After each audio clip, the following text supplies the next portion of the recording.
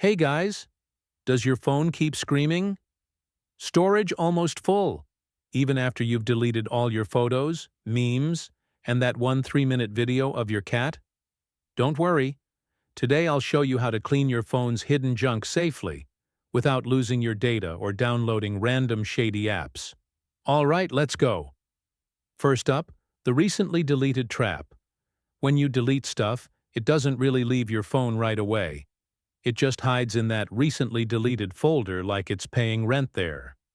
So open your gallery, recently deleted, select all, delete permanently. Boom, instant space gain. Sometimes you'll free up gigs without even realizing it. Next, cache and thumbnail files. These are the leftovers your apps keep even after closing them, like digital crumbs.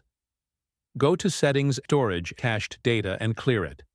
Or open File Manager DCIM Thumbnails and delete that folder. Don't worry, your photos are safe. Those are just preview images. Now, let's talk about WhatsApp. Oh boy. This app hoards everything. Memes, videos, good mornings from your uncles, all hiding inside your storage.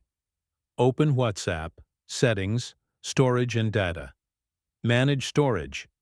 Delete all those 200 identical, funny videos your friends keep forwarding. You'll thank yourself later. And if you want an easy option, download Google Files. It's free, safe, and actually smart. It scans your phone, shows what's junk, and lets you clean it with one tap. No scams, no ads, just clean space. Bonus tip: always keep at least 10 to 15% of your phone's storage free. If your storage is full, your phone slows down, heats up, and even apps start crashing. Basically, it throws a tantrum.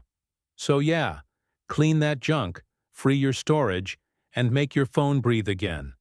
If this helped you out, hit that like button, and don't forget to subscribe to RK Tech for more simple, smart, and actually fun tech tips. All right, go clean that storage before your phone starts begging for mercy again.